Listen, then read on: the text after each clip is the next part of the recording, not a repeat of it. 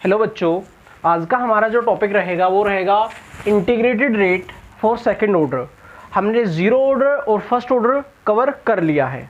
आज हम कवर करने वाले हैं सेकंड ऑर्डर। चलो, सेकंड ऑर्डर के लिए हमने एक रिएक्शन ली। ए से हमारा कोई प्रोडक्ट बना है पी, ये हमने सेकंड ऑर्डर के लिए एक रिएक्शन मानी है। अब तब टाइम ज़ीरो है तो यहाँ पे जो इसकी इनिशियल कंसंट्रेशन है वो ए नोट है और यहाँ पे इनिशियली ज़ीरो है, प्रोडक्ट बना ही नहीं है, तब टाइम ज़ीरो है। अब हम क्या करते हैं, टाइम टी, और यहाँ पे हम क्या करते हैं, फाइनल मतलब जो हमारी टाइम टी के ऊपर जो रिएक्टेंट बच गया है उसको हमने क्या माना है, ए, और जो प्रोडक्ट जो हमारा बन गया है उसको हमने मान लिया एक्स, वाई, कुछ भी आप मान सकते हो, उसको हमने एक्स मान लिया है। चलो, अब आप जानते होंगे रेट लो।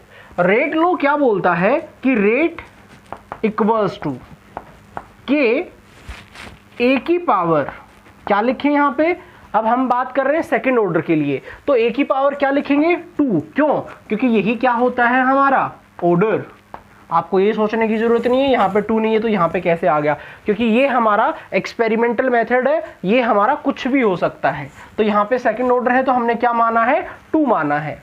चलो, अब क्या करते हैं, इस इक्वेशन के लिए हम डिफरेंशियल रेट इक्वेशन भी जरूर लिखेंगे। चलो, डिफरेंशियल रेट इक्वेशन क्या बोलती है, rate equals to minus D A by D T. ये हमारा डिफरेंशियल रेट इक्वेशन था।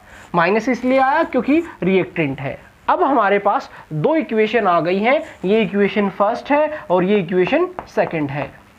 अब हम क्या करते हैं, दोनों इक्वेशन को इक्वेट कर देते हैं।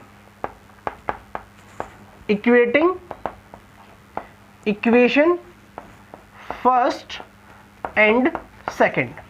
अब हमने दोनों इक्वेशन को इक्वेट किया। इक्वेट क्यों किया है ये सुनेंगे आप। यहाँ पे रेट इसके इक्वल है, यहाँ पे रेट इसके इक्वल है, इसका मतलब ये दोनों एक दूसरे के इक्वल हो सकती हैं।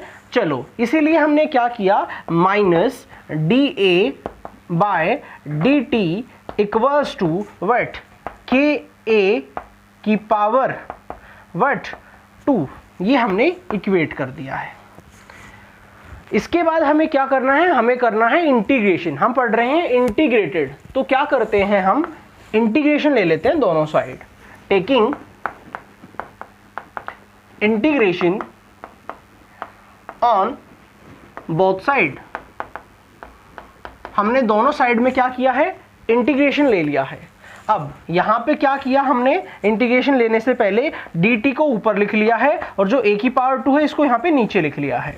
तो यहाँ पे बच गया हमारा dA, इसके नीचे आ गया है a की पावर 2, और हमने नेगेटिव को भी उधर ले लिया है, माइनस k, और जो ये dt था इसको भी हमने ऊपर लिया, dt। अब हमने क्या किया है, taking integration on both side, दोनों साइड हमने इंटीग्रेशन लिया है, तो यहाँ पे भी इंटीग्रेशन, और माइनस के को बाहर ले लिया है हमने, यहाँ पे भी dt का इंटीग्रेशन। अब मैं आपको बता दूं, यहाँ पे इनिशियल कंसंट्रेशन क्या है, a नोट, फाइनल क्या है, a, टाइम क्या है, 0, इनिशियली यहाँ पे हमने 0 लिया है, एंड फाइनल क्या है हमारा, t। चलो, अब हम इंटीग्रेशन सोल्व करते हैं।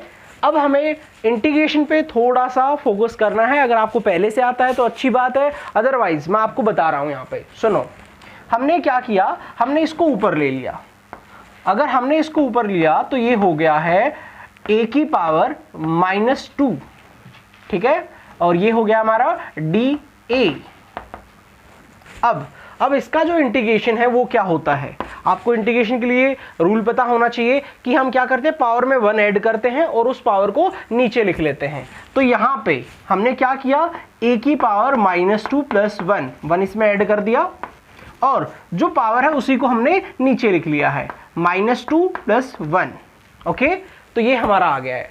अब यहाँ पे जो बचा वो क्या बचा हमारा, a की पावर -1, और नीचे क्या बचा, -1। ओके, -2 + 1 -1, -2 + 1 -1। अब हम क्या करते हैं, यहाँ पे इस a की पावर -1 को नीचे ले लेते हैं, 1 अपॉन a की पावर क्या हो गया है 1, क्योंकि ऊपर नेगेटिव था, नीचे क्या हो गया पॉजिटिव, और बाहर क्या था -1, तो ये इसका नेगेटिव यहाँ पे है, इक्वल्स टू, अब dt का आप जानते ही हैं t होता है, तो यहाँ पे क्या आ गया -kt, यहाँ पे लिमिट है 0 से लेके t, और यहाँ पे लिमिट जो थी वो क्या है a0 से a। आई होप यहाँ तक आपको समझ में आया होगा।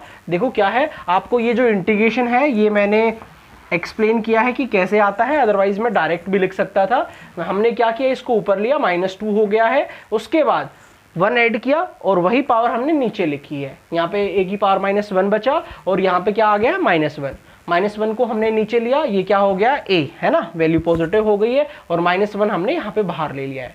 अब हम क्या कर सकते हैं, नेगेटिव से नेगेटिव को कट कर सकते हैं। इसके बाद अब हम लिमिट पुटअप कर देते हैं। चलो अब लिमिट हम पुटअप करते हैं तो हमें क्या मिलेगा, सुनेंगे।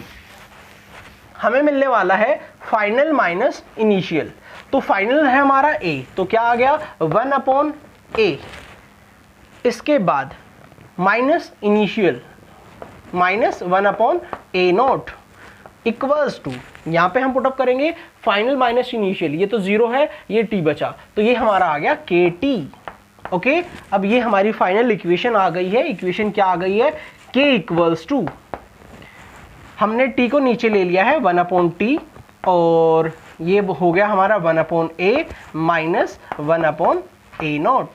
ये हो गई हमारी इक्वेशन, किसके लिए, सेकंड ऑर्डर के लिए। आई होप आपको ये समझ में आ गई होगी। इसके बाद मैं आपको थर्ड ऑर्डर के लिए बताऊंगा, फिर मैं nth के लिए बताऊंगा, एंड फाइनली मैं एक फॉर्मूला बताऊंगा जिससे आपको इक्वेशन को ड्राइव करने की जरूरत नहीं पड़ेगी। बट उससे पहले हम क्या करते हैं, इसका ग्राफ प्लॉट करते हैं, जिससे प्रॉब्लम कभी कभार हमारे एग्जाम में आ जाती है। चलो सुनो, फिर अब हम बात करते हैं कि ग्राफ कैसे प्लॉट किया जाएगा। तो ग्राफ के लिए आपको करना क्या है, एक काम करते हैं, ये जो वैल्यू है, ये जो इक्वेशन है, हम इस इक्वेशन को इधर ले लेते हैं। तो यहां से कुछ हम ऐसा लिख सकते हैं 1/a इक्वल्स टू kt, और ये नेगेटिव है तो उधर जाके क्या हो गया है पॉजिटिव 1/a0। ऐसा क्यों किया मैं वो बता दूंगा। इस इक्वेशन को एडजस्ट किया हमने, यहाँ पे 1/a है, और ये जो -1/a0 था इसको हमने उधर ले लिया, पॉजिटिव हो गया है। अब ये इक्वेशन बन गई y equals to mx plus c।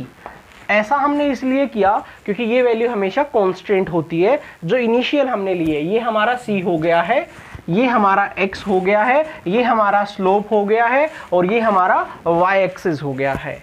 तो ग्राफ हमारा अब आपको समझ में आ गया होगा क्या हुआ है, ये हो गया 1/a, ये हमारा जो है ये हो गया है t, और इसके बाद ये जो वैल्यू है ये कांस्टेंट है, पहले से कुछ वैल्यू है जो हमारी कांस्टेंट है 1/a0, और स्लोप हमारा जो है वो पॉजिटिव है, ये हमारा हो गया स्लोप। ओके, देन यहाँ पे जो स्लोप है वो क्या हो गया है, slope is equals to tan theta, और tan थीटा किसके इक्वल हो गया है, k के इक्वल। आई होप आपको ये ग्राफ समझ में आ गया होगा। Okay, thank you.